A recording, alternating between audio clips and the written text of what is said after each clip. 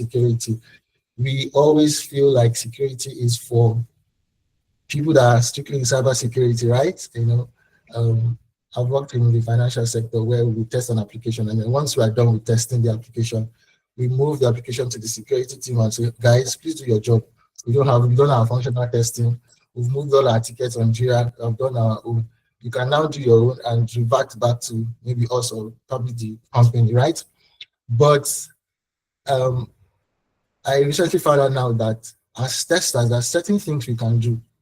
There are certain things we can do on our end just to help to minimize all of these flaws. So today we'll be discussing how to identify these vulnerabilities, and then testing for them, no matter how little, because our major goal as testers is to ensure quality, support the whole idea of quality. Although quality is not just on us alone, it's for everybody, right? But we can do something on our end. So today I'll be discussing that little thing that we can do as testers just to help to minimize the issue. I know definitely the security team, cybersecurity experts, they will do their job at the end of the day. But as testers, there are certain things we can do on our end. So that's what we'll be talking today. So before I start, I was just doing some research and I found this article online on this thing because I wanted to just speak to strictly Nigeria, right? So we can get to understand the importance of this topic. So so many things have happened. Sometimes we don't even get to hear these things in the news, but if you don't research, you might not know. So I, based on my research, found out that in 2024, the fintech giant Flutterwave experienced a security breach resulting in unauthorized transfers. And then Sterling Bank also had their own fair share of cyber attack, where they had some financial losses of up to 1.2 billion. A lot of things are happening, and as testers, we shouldn't just focus on our own. We've done our job, we get our salary, and we go. We can also do something on our end. We preach a lot about non-functional testing, which security falls under that bucket, non-functional. But how many of us are prioritizing that non-functional testing? And so today we'll be discussing. So I'll be speaking from the angle of APIs. I'm meant to understand that this session is supposed to be for intermediate level. So I believe that as a tester, QA, if you're in testing and you don't know how to test APIs, I think it's something you need to start looking into, right? Because API testing is huge. It's actually really, really huge. It's something that can take your career from ground zero to another level, instead of just focusing on just the web and the mobile and the UI testing. API testing is a very, very great skill. Currently where I work, I just focus on APIs, but I've actually had the privilege to do mobile and web testing in the past. But API is so delicate, right? And you might be asking yourself, why should we test APIs? First of all, if you don't know what the meaning is, API is application programming interface. It helps the system, both the back end and the front, like it helps two systems to communicate together. Don't worry, we'll get there. But I'll just try and see how I can break it down, like two systems to communicate together. These days, companies don't even build, I got to realize that companies don't even build their APIs from scratch anymore. Like even if they want to build, let's say they have the intention of, initially they had like an intention of building like 500 endpoints to manage their system. They might likely just go for I don't know, just know that they might just reduce it and then purchase the other endpoints from other service providers, right? So that's just to tell you that API business is really, really huge. So companies just focus on that. They build APIs and sell those APIs. Now, because that's what we interact with every day. If you log into an application, APIs, you're communicating with an API. If you do a transfer, you're communicating with an API. You update your profile on Facebook, you're communicating with an API. That's things are happening behind the scene and APIs. And these days, attackers are not even looking at the front end anymore. They're going behind the scene to pick those APIs, right? They will go into the system like a validator. They will go into the system, they will log into your application, they will register on your application, use their normal details, valid details, register on the system. But their intention is not always normal. They are always looking for ways to, when they have understood everything, they'll start fetching the APIs and they'll attack the APIs instead of the front end, because the front end can be managed front-end developers are very good. They can always put validations on the front end. They can manage what we can see, as users. So APIs are really, really, really huge. Now, let's just look at some statistics. Like I said, API is really huge, right? So 83%, this was the research that was done by Akamai, 83% of all internet traffic they projected that it's going to be API traffic, right?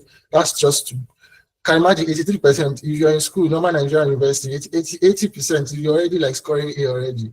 So they've already passed average, like 83% of internet traffic is API. That's telling how heavy and important API is. And they also said that API attacks will become the most frequent attack vector. This was also done by Gartner. Then this one is also when I saw this, I was like, yo, this is it. And I feel is the truth. So stateofapis.com, they did like a research where they asked people, hey, how are you guys managing your APIs? How are you managing your APIs? What kind of testing are you guys doing on your system, right? So they found out that only 4% of respondents said they were prioritizing testing, like security testing in their APIs. The others were just doing functional testing, performance testing, unit testing. I've actually done performance testing with Postman too before. Beautiful, nice. You get to see all the graphs and everything. It's nice, right? So we tend to focus on the unit functional performance and other to automate them, and we are good. Posts are really, we've learned automation, but how far, like what are we doing? Are we testing for security? So now just look at this picture. You can see that API is in the middle, and the web UI is communicating with the API. Mobile apps are communicating with the public APIs are communicating with it. Now they are sending data to backend data. They are sending data through the API, and then it's being received by the web UI, also by the mobile app, and then public APIs. You can see that this guy is just he's like the glue, super glue that like in between. He's the messenger, he's the glue. You can't pass me. You must pass me before you meet the other guy. You must pass me before. If you need anything, ask me. I'll get it for you. And if you just check briefly here, you can see that I wrote a few things where I said APIs connect UIs to backend. They provide direct access to data, and they can easily be discovered. This one, easily be discovered. I know most of us, I don't know, if you're familiar with UI testing, you know that if you want to see your API, it's very easy. If you go on an application and then you want to get to see your API, it's very, very easy. Just go on the application, stay on the app, right-click it, inspect it, and click on your network tab, payload, and then you just see the URL there, the request URL. And that's the API, that's the endpoint.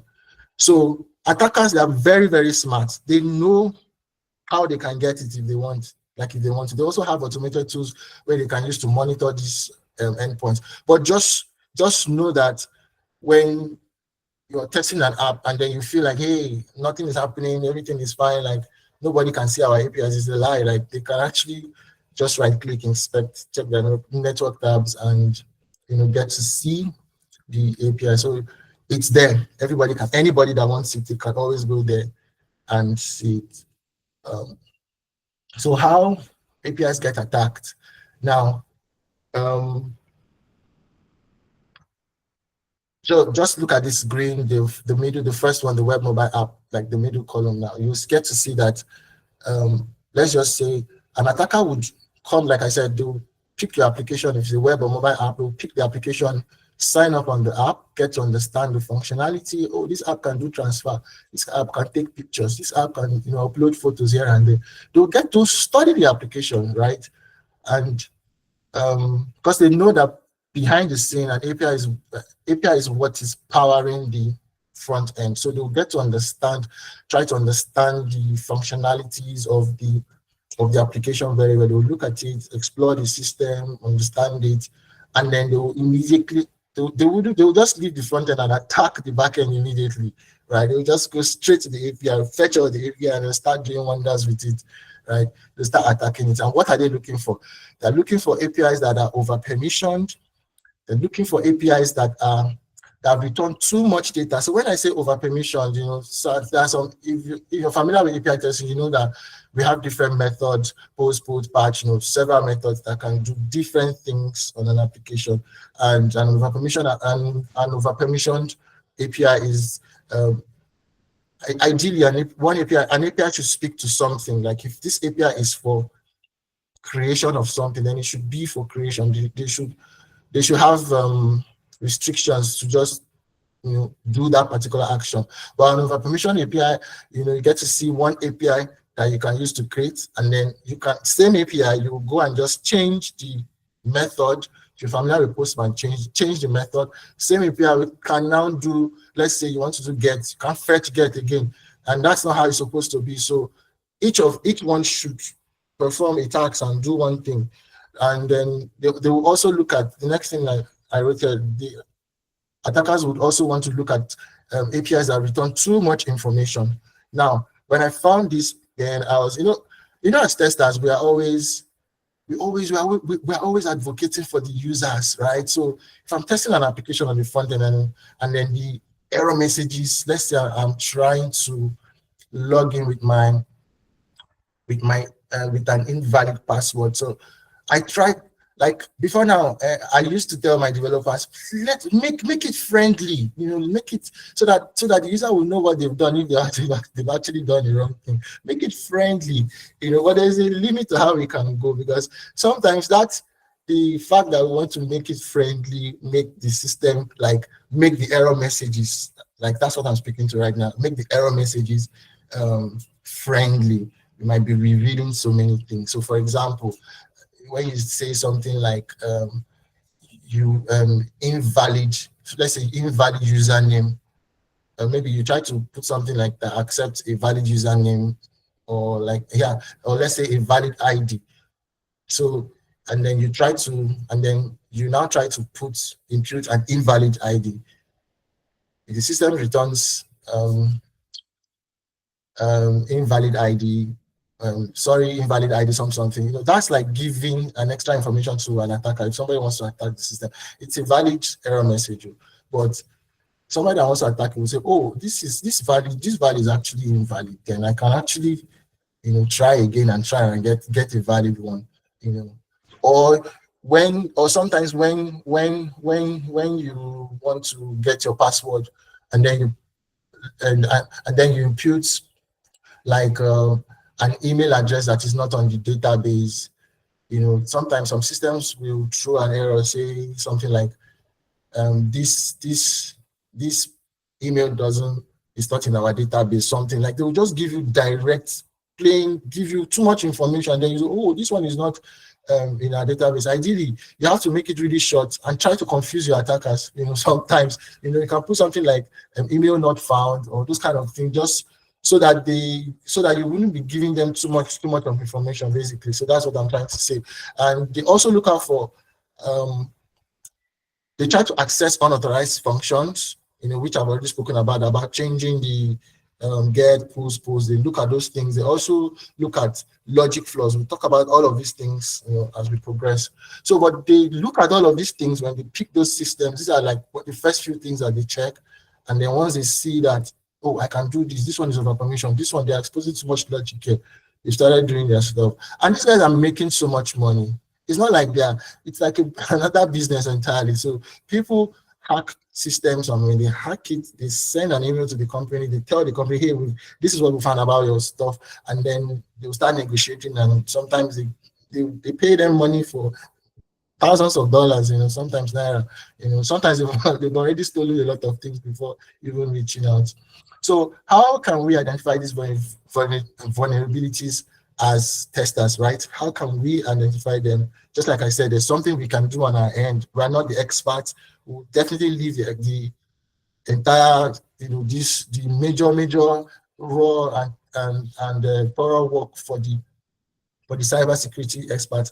But on our own end, there's something we can do. So there's something we call the OWASP 2023 API Security Top 10. So basically what this means is, so OWASP, first of all, it means Open Worldwide Application Security Project. So what it means is, so they're like a body, it's an NGO.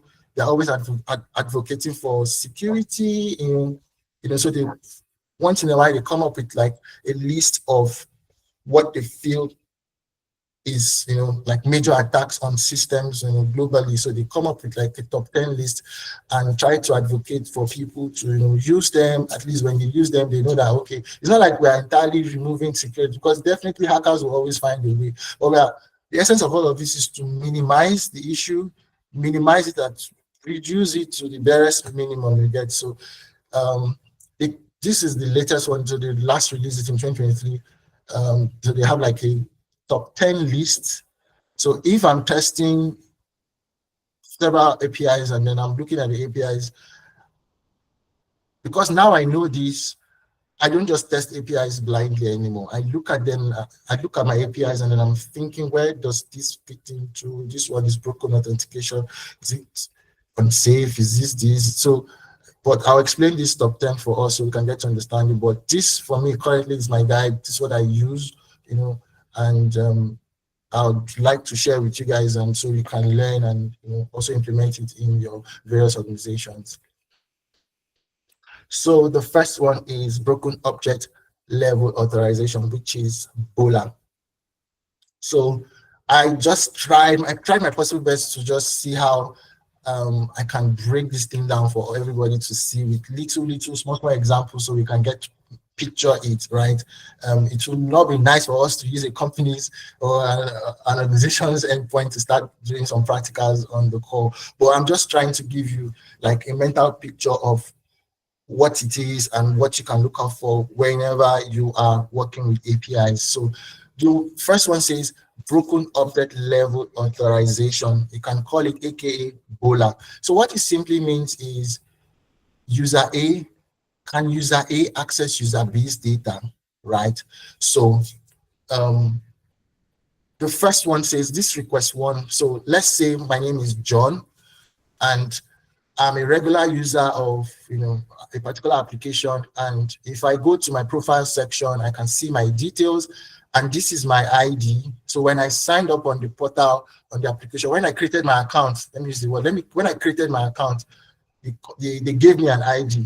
That's, every system has an ID. If you create an account as a user on an application, you will definitely get your ID. You might not see it, but behind the scene on the database, there's always an ID to identify and to differentiate you. So, but on the back end, like if you're interacting if you're working with APIs, you will definitely see all of this raw data, like the IDs, the reference numbers, and all this kind of stuff. So this is a GET request, and what it does is just to fetch data, right? If you understand APIs. So this get method, the essence of this get method is to, if you run it, you will see the data for this John that has ID 31111, right? So you get to see John's name, his city, if he's married, how many number of children, depending on the data that he added when he was signing up on the portal, right, or creating an account. Now, and for you to see John's data, you need to log in as John, right? You log into your profile, you log into the application, and then you get to see your data. So let's just assume this first request now. I'm logging in, so I'll need to log in as John, use my authentication to run this particular endpoint. And when I run it, I will see my data as John, because I'm the owner of the account. I get to see it. Where we'll now start having issues is when I log in as John, run the same stuff using another person's ID, let's say Jane. If you run Jane's, pass Jane's ID, and then if you use your authentication to run this, and then you see Jane's details, you say, oh, Jane is she's a medical doctor, she lives in Aja, she's here. That's a problem, because ideally you're not supposed to see Jane's data. Why? Because you're John and you don't have access, you're a user, you're not an admin. If you can see, this is /user, user profile. You're a user, you're not an admin. If it was maybe, let's say, the admin or the super admin, yes, we know that one, he can see because he has access to viewing all of these things. So because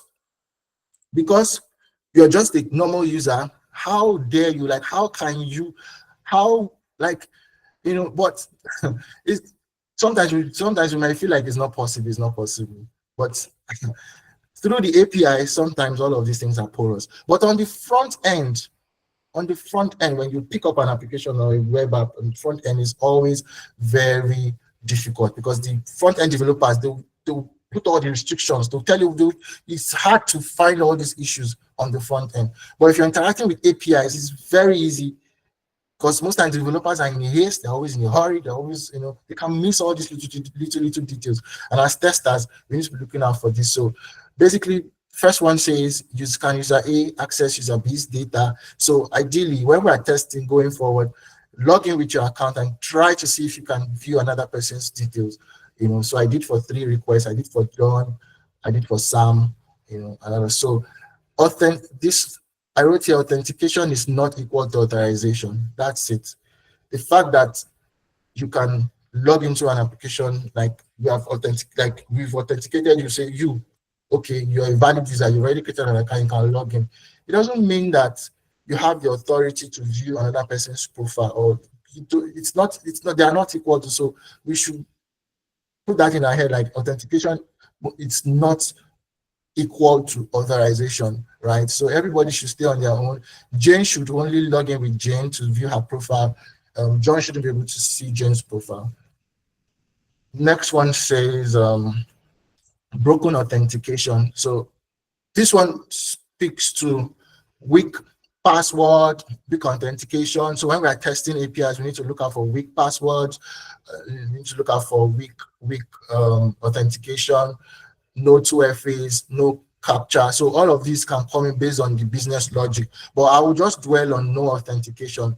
There are some APIs that when you're interacting with them, I've actually tested some APIs and then I'm like, what's happening here? Why don't we have authentications, right? Why would I just why did you make it open? And the developers are, oh, I'm so sorry, I forgot. And then he started adding it to almost like 20 endpoints. So what if I hadn't really checked it and said, no, this shouldn't be, right? That's a problem. So we need to help our developers, and ensure that our applications, our APIs are properly, they have the right authentications for them. We shouldn't just leave them open. And but sometimes it depends on the business. Some APIs, they will actually leave those ones open, based on the business. They will say this one, we know the reason why we're leaving it open, right? But at least be sure that they've given you the go ahead, or they've confirmed that this one is actually a valid use case. But ideally, it shouldn't be open, because once it's open, it means anybody can access it. Even if when you go live, anybody can pick it up and access it. Because sometimes when you don't authenticate it, you might feel like nobody can have access to it. And I wrote there, don't assume. Assume that, just assume that your APIs will be discovered. Don't ever feel like it will never be discovered. I've already shown us how it's obvious. Just right click. Let's say they've already used the system, the APIs, right? Just once they go, they right click on an app, they'll get to see all of these things. So don't ever assume that your APIs can never be discovered. They will always be discovered. They know how to get it if they want to. Number 3 says broken object property level authorization. So this one speaks to 2 things. You have to look out for the ability to update. Let's focus on this one then before we go to the first one. This is one that says revealing unnecessary sensitive data.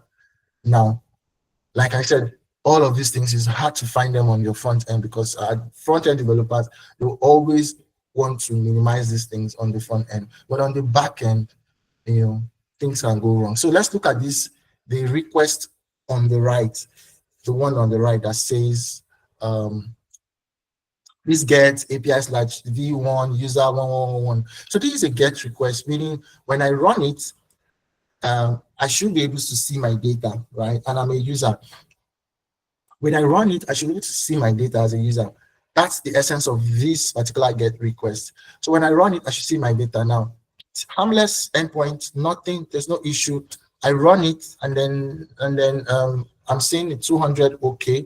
Yeah, 200 okay, which means it went successfully. But if you look at the body of the,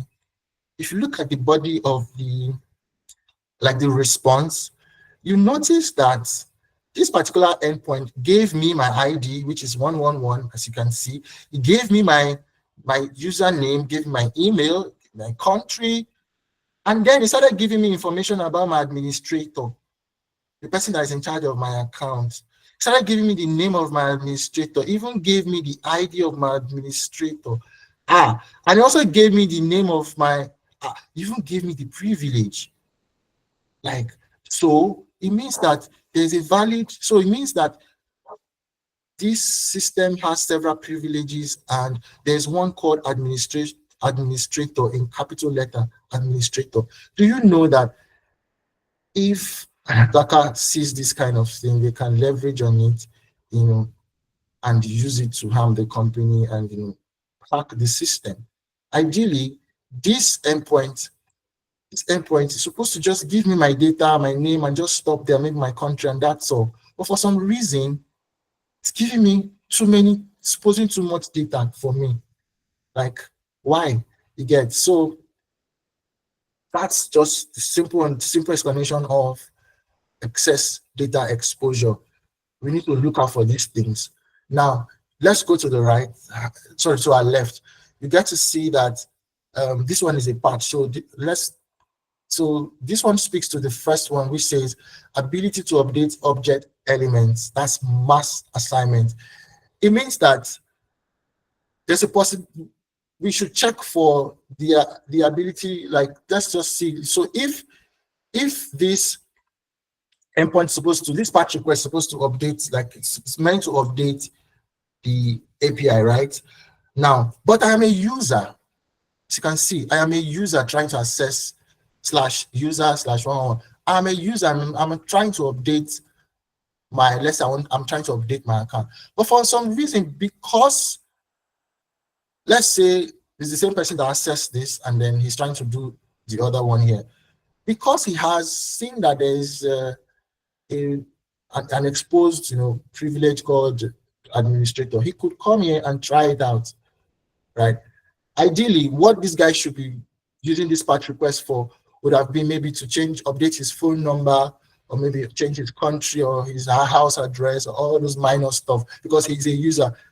But when there is data exposure issue, and then an attacker has seen some information that might help them, they might use it to, harm the system by coming here and then try to use the same user API to upgrade their privilege, right? So the combination of these two issues is what we term as broken object property level authorization. The first one speaks to mass assignment. Can I change things on my, change objects on my request? Can I just objects that I'm not permitted to use? I think I need to use that word. Objects that I'm not permitted to use, because sometimes as users we are permitted to do several things. So objects that I am not permitted to use, right? Can I do those actions? Like I said, ideally, this user is not supposed to be able to upgrade his, move his privilege to administrator. It's supposed to be the admin or the super admin that will come and upgrade somebody, not a user doing it for themselves, right? So that's just what this is about. The fourth one says unrestricted resource consumption, right? Unrestricted resource consumption. This one just basically talks about high volumes, how we're managing high volumes of traffic on our calls on our endpoints, and how we're managing large requests, so I'll just give us a few examples because we're all QAs and get to understand. So just let's say, imagine you are testing an application that has to do with like a file upload. on the front end, developers most times they will put this file should be maybe 25 MB or 30 MB. They will just put it on the UI and then you get to see, you know. But because our focus is on the back end, which is the API. Assuming those restrictions are not there, an attacker might abuse it, you know, and probably start uploading large number of files, and then over time it might increase the CPU of the server and all this kind of stuff. And it will now, you know, let's say for a company that I'm trying to figure out like something that we can all relate with. Okay, let's just say for like a company that, like a video streaming company, right, that helps people to let you can upload your videos, you can upload like your videos online, and you can imagine an attacker uploading, you know, large number of files, you know, and over time it just keeps increasing the CPU of their server and all this kind of thing. And the company that owns the product might be like, why are we consuming so much space? Because they are consuming so much space, it might affect, you know, their bills, and they might want to pay more money, you know. So this one is the ability of your API calls to, you know, to receive high volumes of calls and large requests. So we need to also check for those things. And how can we control this? We need to ensure that they are effective controls. We need to put those validations on those APIs, you know. This first one says lack of execution timeout. So imagine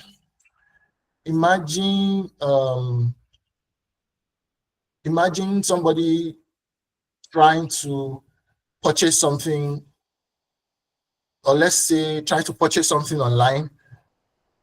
I'm trying to figure out like a simple example I can use. Okay, let's just say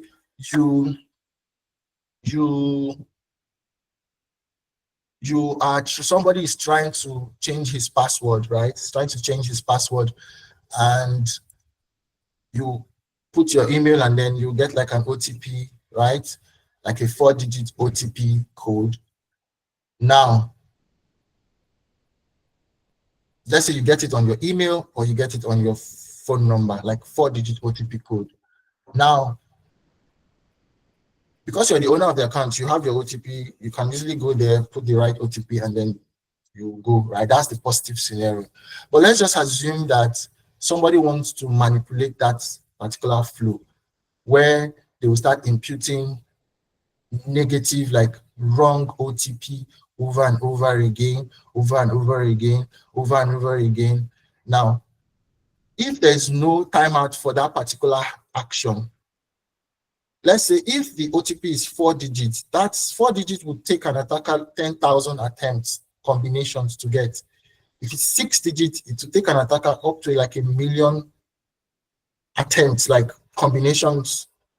And they have tools that can automate all of these things in minutes. They'll gather all this data and push it. So the smart way to handle this kind of scenario is when a user has probably imputed, maybe after like 2 or 3 attempts, you can time them out of the system so they can request for another one, right? Because we need to restrict those calls on sensitive APIs. And we can't do these things alone. You know, it's not like this session is just to create awareness, but some of all these OWASP top 10 is not on us as QA, but we need to be aware, right? So we can speak about them to the people in the business, your company that can move, that can, you know, pay attention to these things, right? So when they put like an execution timeout on this kind of flow, it helps us to manage the risks for those kind of, because attackers are, like I said, are always looking for ways to prevent, to attack our stuff and, you know, our applications. And mind you, I know I've been discussing about OWASP top 10, number 1, number 2, number 3, number 4. Like I wrote here that there's no one measure that can be 100% effective. So it's advisable to combine all of these measures to help our business. Now, for this kind of stuff now that we have execution timeout, let's say we've already done the broken object level authorization, we've checked that user A cannot. So we need to try and combine all of these things per se. That's what I'm trying to say. Like combine all of these things to be able to have an effective system running. The fifth one says broken function level authorization. This one speaks to abuse of API functionality to improperly modify objects. So it's just basically, so let's say we have like a post request. So this is user 311, that's the first user, and this is his profile, right? Now look at the second request. Second one says post API admin profile 311, that's the user. This is not the user. This is the admin, right? The third one says API super admin profile 311 user. This is, so the ability for a user, so this first guy is a user. The ability for this guy to use his own ID to run this second one and run the third one, there's a problem. Let's take a look at the first request, post/API user profile 311 user. So this is the valid user request for the user. Now, an attacker would want to come here and then just change the same ID, but they are changing this guy. They are putting admin instead of user. Now, if they're not, this guy is not supposed to be able to run this endpoint, to do anything with this endpoint, because 311 is not an admin profile. But if he can do it with his credential, then that's a problem. Same thing for super admin. If the same user, this guy that is 311, that is just a normal user, can change the URL and just add super admin and run it to do something on the system, then it's a problem. That means he can change the function. That's one example. Second example is, let's say a user, 311 user, can get his normal run the endpoint to get his details, and then the same endpoint, all he needs to do to change it to update his profile, that's not how it's supposed to be. So this particular OWASP 5 broken function level authorization just speaks to how sometimes developers are not paying attention to this, how they configure this endpoint. They just leave it open like that. So ideally, this one should just, this guy, if he's trying to run the /admin, he should trigger an error. If he's trying to run the /super admin, he should trigger an error. It should only work if he changes the ID to maybe to something what is valid for this guy, right? So we need to look out for these kinds of issues where users can replace a passive method. They can replace a passive method to get, put, post, delete. They can use one method and change it, or they can come and move or they can change an object, which is like I explained here, changing user to admin and this with the same ID. So these are little things that we should be paying attention to. Don't allow users to execute unauthorized functions, basically. So if you are not authorized to do something on the system, then you shouldn't be allowed to do it. If you're a user, you log into your profile, you should be able to do request one because you're a valid user for that guy. Except this admin has 311 as his as his ID, then he can run this. But if he's not, then you have to this user shouldn't be able to run this successfully. Same for this, it shouldn't be able to run this successfully. Okay, quick one. Let's go to the sixth one. Sixth one says unrestricted access to sensitive business flows. Yeah, this one is really this one I was trying to see how I can put codes to bring out the endpoints for this that can help us with this, but I just couldn't. But I'll just try and explain it. Unrestricted access to sensitive business flow. So it's about the risks of an attacker identify or exploiting API-driven workflows. Careless business logic can create opportunities for abuse.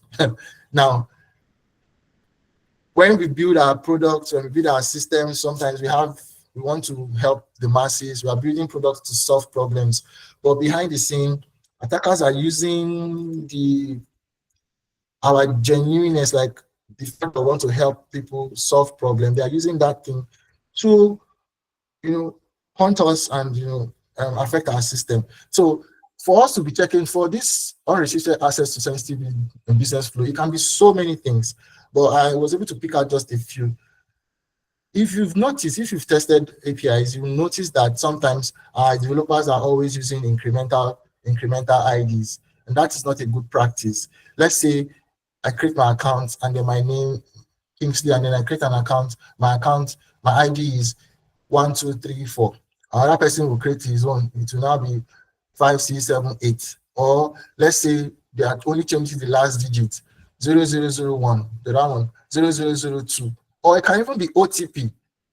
OTP 1, 2, 3, 4. Next one, 4, 5, 6, 7. Or OTP 221. The next one, 222. The next one, 223. An attacker would look at that and you're just giving him too much information. You'll be able to use it. The second example says request new OTP after few failed attempts. So this one, when I was looking at researching this, they spoke about Instagram where there was an attack some time ago where cyber attackers were looking at celebrities and they were looking at their account. So what they did then was they would go and act as a celebrity and get the details, maybe the email or the username of the celebrity, and then they will go online and then try to change the password of the celebrity, right? And the celebrity will receive the OTP, right? They will receive the OTP, but because the attacker can't have access to that OTP, there's nothing they can do. So what they will be doing is, because if that endpoint doesn't have like a timeout, the attacker, like I told you, can guess those endpoints. So they can guess those codes. So let's say it's a 6-digit code or like a 4-digit code. Like I said, for 4-digit code, they will be able to guess 10,000. For 6, they should be able to guess 1 million. So, but it's a normal good business flow. The company said, oh, if you need a new password, just put your details and we'll give you OTP, you continue. To build very genuine business flow. But they forgot to put a timeout on that particular endpoint. So an attacker was able to use it past multiple tries, and they use different codes like that until they finally got it and they were able to take people's accounts. So how they were able to resolve it? So how they were able to resolve, or my suggestion to those kind of issues, like if you encounter them, is you try to, you can maybe restrict them after like 3 to 5 attempts, and then so that the other OTP would expire, and then they will have to request a new one again before they can continue. So all of those things that you're just trying, once you do those, put those logics in place, it will prevent preventing the attackers from trying. Most of them will just like give up on the whole stuff. But if you leave it open like that, genuinely business workflow, no problem. You just want people to retrieve their account. An attacker might use that particular business workflow and do some certain things. So, but like I said, we don't work alone as testers, as QAs. We work with the business. So some of all these sensitive business workflows, we need to discuss with the business, and then we work as engineering, we work with them to be able to figure out all of these things. But because we know now, we can then come up with, say these things in our meetings, say, hey, this can go wrong, this can go wrong. But the business should be able to give us some of those sensitive business flows. And then we as testers to QAs, we can also try and advise based on our understanding of the system too. Number 7 says server-side request forgery. This one just basically speaks to how our application accepts URLs, right? So, and I'm sure most of us have tested systems where there's like an input field where you need to pass in just like a URL, right? So server-side request forgery, if we don't pay attention to those fields, we don't put proper validations on those fields, an attacker might go in there and input a very, they can, like for this one now, what they did was, this is just an example of where like they put like a local host to a, so this endpoint is to create a product, right? And you're expected to pass the URL of your product, maybe your shoe, your bag, or whatever. But you have to put it in URL format, for example.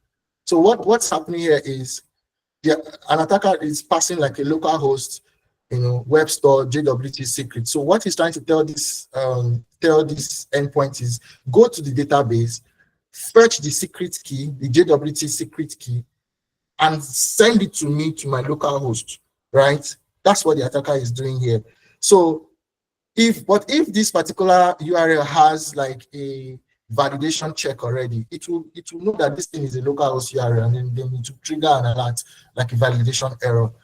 So if a URL is supposed to accept LinkedIn URL, let's say you build a form and then you're asking candidates or people to pass in their LinkedIn URL, it should be LinkedIn. If anything, our developers, they need to write their code in such a way that if it's not linkedin.com, it shouldn't pass, because an attacker might just use that one field like that and go into the system and get data that they are not privileged and that they are not supposed to get, and to send them to go there. They have a lot of scripts they can write. This is just one. They have so many things that they can just write, and to just go to the database and trigger those things and send it back to them. So when you're testing, please pay attention to those kinds of fields, right? So 8 to 10, all of this one, I just combine them. Security misconfiguration, we don't really have any impact here as QAs, but it speaks basically about how these API servers are configured. It's more of like the technical leads and the whole developer lead, they're the ones managing. We are not the ones managing those servers, right? So, but this one speaks to how are those servers configured? Are they configured well? Are they using admin as the username and password, which is wrong? They're supposed to use, the people that supposed to have access to the server, how many person have access to the server? Does the server have rate limiting? So this one is just basically configuration, how they are configuring the API server. Number 9 says improper inventory management. This one is very, very important. Like, I don't know, sometimes it's hard for companies to keep track of their APIs and how far they've gone and what they have done. You see, they develop an API, they develop a product, they have a Swagger document that has all the APIs. But over time, as the system keeps growing, you notice that nobody's going back to those Swagger documents to update it. Sometimes developers will just pick up a new feature, they'll pick up something and they will just develop a new feature, and nothing is happening at the level of the documents, like the documentation. How are we managing our documents? Are we retiring some of the endpoints that we are no longer using? Some developers will join a company, and then when they realize that I can't do this, where is the API? They will create their own, and maybe there's another one running, there's a version 1 running already on the system. But because there's no proper way of managing all of these things, it just creates, problem. The company, they ask them, how many APIs do we have? Nobody can tell you. I think we have this and this, and nobody can tell you for a fact that we have this, and this is the number of APIs that we have, or saying something like how many version 1 that, or like there's no proper, there's no proper management. There's no proper way of managing all the endpoints. You see version 1 here, version 2 here, version 3 here. So as testers, we need to advocate for that, try and see how we can encourage the business to have a proper strategy on how they can manage their APIs. It should be up to date per time, because it helps not just testers, it helps security, it will also help security team as well. And if we are no longer using like an endpoint, we should retire it, we should remove it. It shouldn't be on the live server anymore. We should, because the old one is already on the live server, and an attacker might pick that old one because that old one doesn't have some of the security patches anymore. They might be able to use it, and do something, or probably that one might even give them more information about our system. The last one is unsafe consumption of APIs. There's a lot of, like I told you, these days most companies don't build applications, like they don't build their endpoints from scratch anymore. They just purchase online. They just purchase from different companies, purchase the APIs. Now, as testers, when we're testing products that are from third-party applications, we should also treat them as if they are internal. Like, we should be very aggressive in how we test them. We test for all of this, look out for all of these loopholes, because sometimes those third-party endpoints might not be safe. We need to also have our standards and measures and look at them critically, so before we consume them. Because sometimes, the OWASP top 10, they found out that companies, because they feel, oh, this one is not on us, it's on another company, just consume it like that. They do not even do proper check. But because they feel like, Shebi is from this bank, it's from the other bank, and I'm sure they must have done, their QA must have done its job. No, because you guys are integrating into it, please pick it up, test it like it's your internal application, your internal endpoint. So lastly, these are just 10 best practices. Number one says define your API process. This is very key. Know your API ecosystem. When you join a company, ask questions. How is our API doing? So I know sometimes we might join a company and then they'll be like, hey, leave the APIs, don't bother about it. But let's try to see how we can advocate to getting to understand what's happening behind the scene.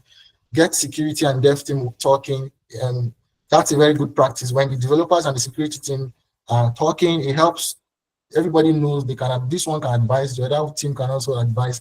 Make documentation mandatory, like I said. Ensure that you keep updating your documents from time to time. Train API developers and owners, like advocate for training. Your API should have a centralized API management. All of this is not, we're not the ones establishing it, but we can be like advocates for all of these things, right? Don't trust anything, like I said, whether you're internal or external, don't trust it. Don't assume that they will not put an invalid URL or an invalid token or anything. Don't trust anything. Don't rely on your UIs for security. I will keep hammering on this. Your UI front-end developers, they know how to put those checks. Authentication is not authorization. And let's try and see how we can automate all of these things before. Once we automate our APIs, put all of these things in place, it helps to reduce our work. So if you want to learn more, testing, how to understand all of this API security, and you can go on this portal, apsecuniversity.com, and see how you can get some trainings. All the trainings are free. They have over 100,000 plus students already there learning API security for free. So thank you very much. I appreciate, this is my email and my LinkedIn, and I hope to hear from everyone. So do we have questions? I'm here to answer them. Thank you so much, Kingsley. If we give you time for the rest of today, you won't stop.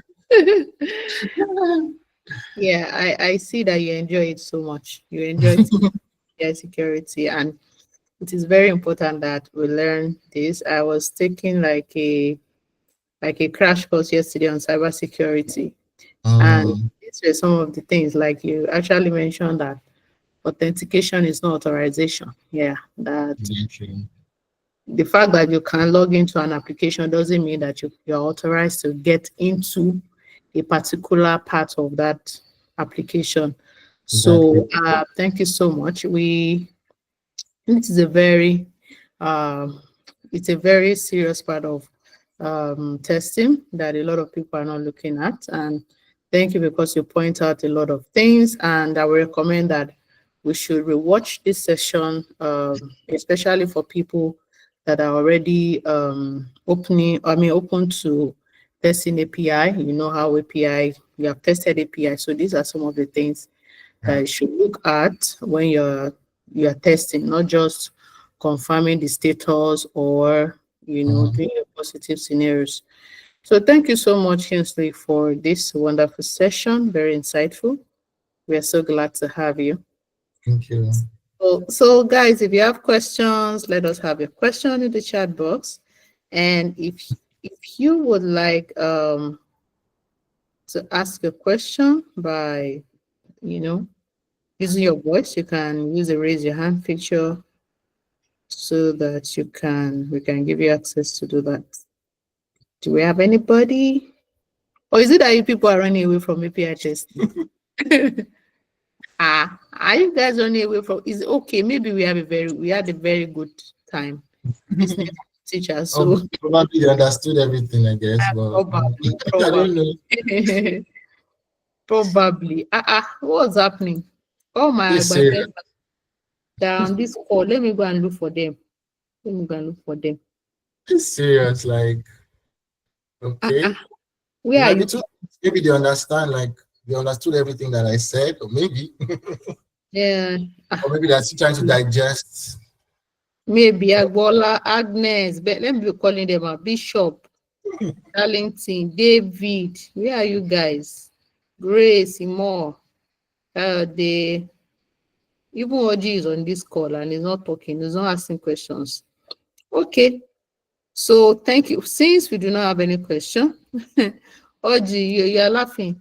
So you mean you don't have any question for our security expert? Eh?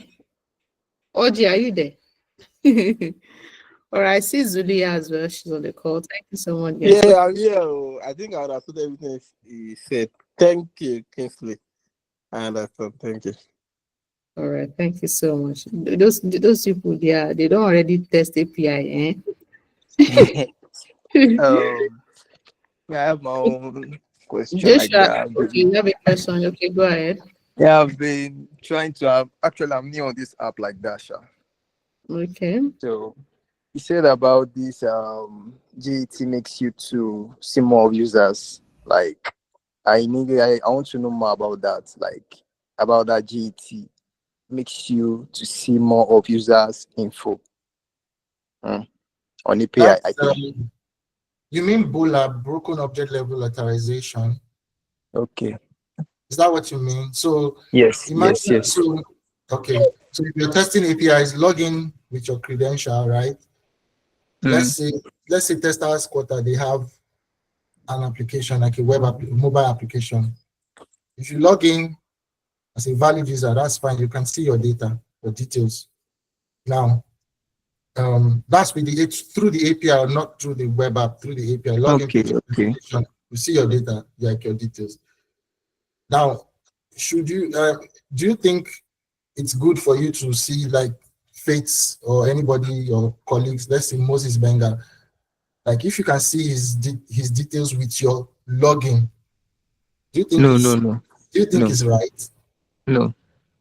So when you're testing for that particular scenario, log in with your credential, put your details, log in and see your profile. Then go and pick somebody. Just pick another person's ID and pass the ID. Which don't change your credential. Don't change your login details. Leave it there. Your authentication is there. Leave it there. Just pick the other person's ID, pass it there, run it, and see if you get the detail. Ideally, it's not supposed to return anything for you. Okay. But if you return something, then there's a problem. Understood. Okay. Thank you, sir. You're welcome. Yep. All right. Thank you so much, Joshua, for that question. And thank you, Kingsley, for answering it. So we have Peyon. He asked a question that for someone starting out a career, I believe in software testing, he said, when is ideal to venture into API testing? When is ideal to venture? I think once you've learned your normal functional testing, you can write test cases, can look at your document critically and analyze it. Because that's one of the major skills of the test. I always say that. Once you can look at a document, analyze the document, write good test cases out of it, and you can just go through the normal essay, like testing circle, test plan, reports, you know all those things, then I think the next thing is API. Just pick it up and start learning the different methods, you know, so that you can, once you pick a web app and you're testing it, you already know how things are happening. You know that this bug is not a front end bug, it's a back end bug, because from the I showed us how to see those APIs. You know that this one is a front end bug, this one is a back end bug. That's when you know the testers that are very good and the ones that this one is, they'll be testing web app, but they can tell this one is a backend and nothing, because they understand the logic behind this. So ideally, once you're done with all those normal basic stuff, please move to API advice. Thank you so much for that. We have Kingsley, Orji said, hi Kingsley, please, what tool do you use for your API security testing? Okay, I use this one. I use Postman to do my normal regular automation, like quick one. But we have in AppSec, we have like a free tool where you can actually use it to run. So this is it. I'll just quickly share my screen. This is like an AppSec scanner. Once you sign up on this, all you need to do, just carry your collection, pass it there. It will help you run the top 10 of all of those things I've explained. The system would quickly check all those things for you and give you a report, and then you just get to see it real time, right? So that's what I use for now. There's a paid version, but you can actually do some basic stuff with this. Oh, that's good. Thanks for sharing. So Zulia, she asked, okay, I think you just answered it. She wanted to know the automation tool required to learn on API sec, like AppSec University. I think that was what you just shared. Or could there be anyone? That's what I use for now. There are other more advanced tools, but you can start with that. All right. Thank you. Okay, so what we also have one more question. I said, when testing APIs, are we also supposed to have some OWASP rules in mind?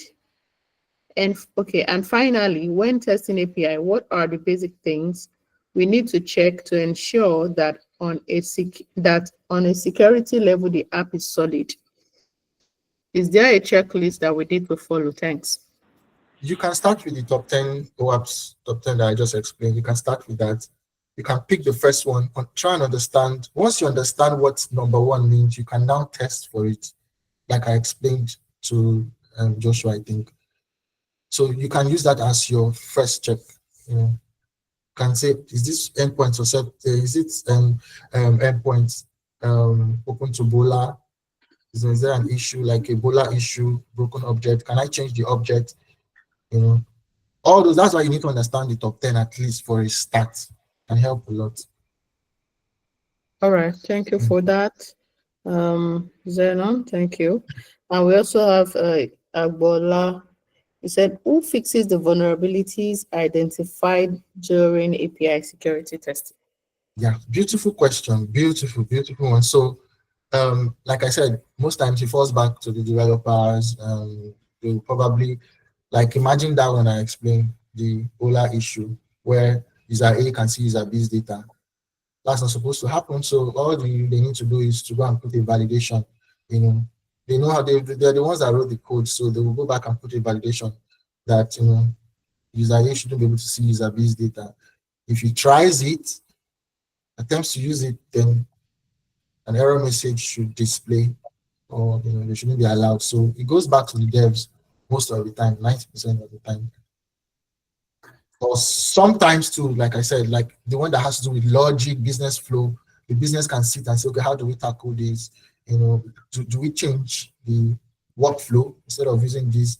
Can we use, so it depends on the issue though, but most times it's on the developers. All right, thank you so much for that question. So for my end, I will ask you this question. I see so much enthusiasm, so much joy. Really? While you are discussing this thing. So are you please, serious? yes. Okay. What's the secret? What's the secret? Okay. I don't know. I think it's because I'm tired of hearing about test automation, AI, Cypress Postman, and Cypress Playwright. I'm just tired of that. I've been in testing for, I should be 7 years soon. Tired of hearing all those things. Nobody is talking about security. Nobody is coming up to say, when they are teaching people, beginners, about software testing, they say, yeah, we have non-functional testing. You can use JMeter for performance. Who is talking about security? Nobody. All they feel is, we leave security for cybersecurity people. Who is talking about security? So I'm just tired of the whole. So that's why when I found this, I was like, oh, this is my happy place for now. So I love. That's why I don't know. It just feels like it's contagious, but I'm happy. I'm contented. I really, really want to take this far. Well, yes, thank you so much for that. So you see, there's a lot of confusion in this space. Like everybody talking about one tool or the other, and people leave the basics running after a lot of other things, right? Okay. So thank you so much for sharing. Let everybody, at least now you know, guys.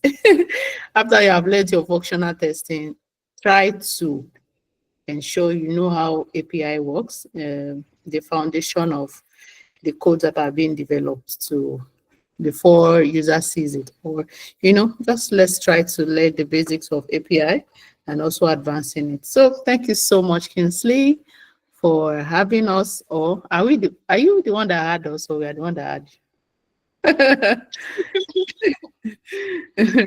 All right, thank you so much for coming. We thank you so much. Thank you, guys. Let us give it up for Thanks Kingsley. for having me. I appreciate it. Thank you so much. You're welcome. So, guys, we have come to the end of our study buddy, our weekly webinar. We're going to be having our town hall meeting next weekend.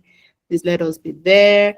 And we have a lot of exciting news to share with you. Please ensure that you stay tuned to our community. If you have not joined the community, please join the community. I'm dropping the link right here, bit.ly/testa. We have a lot. In fact, the next quarter is going to be so interesting. So let us get ready and get prepared. And good news, we have our scholarship boot camp. Scholarship boot camp is coming for 2. We'll be starting July 6th. Are you excited about that? Oh yeah. Yeah, scholarship boot camp for 2 is starting by July 6th, and let us sound the alarm. The detail will be dropping soon. Let us sound the alarm. Tell your friends, tell your colleagues, tell your family members, and let them. I see 2 hands up. Joshua and Imo, you have something to say? Oh, yes, Faith. Good evening. I don't know if Kingsley is still on this call. Yes, he is. All right. So I just wanted to ask.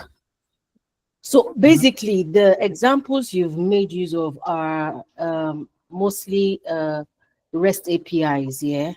So, but my question is, can you apply this same knowledge to APIs of a different structure, say GraphQLs and all of that? Would that also fly? Yes. Okay. All right. Cool. All right. Thank you. Thank you more for that question. Joshua, your hand is up. Oh, so I think after the whole discussion, I'll talk. Sorry about that. Please. Okay. Do you have a question? No, it's not a question. It's not a question. Okay. I just want to ask you something, but after the discussion, please. Sorry for cutting you. We are done with the discussion. We are actually rounding up. Do you have? Okay. Actually, I want to say I'm actually into testing, into this testing stuff. Okay. I'm actually a front-end developer before, so when would the what's it called next quarter for we beginners for tests? All right, so we have the boot camp coming. Okay. It's going to be from 6th to I think 27th of July. Next month. Okay. Yes. Next month. Yes. The registration is going to start next week. I'm going to, although it's already on, yes, for like the spillover from the people that could not continue from, with the cohort 1. So we are going to be opening it up again from next week, and you're going to be getting everything that's required. There's an update on the requirements, but definitely be communicating that with you, to you on Monday. Yes, so expect it. Okay, all right. Thank you. Thank you so much, everybody, and let us have a lovely weekend. Bye. Goodbye. Thank you.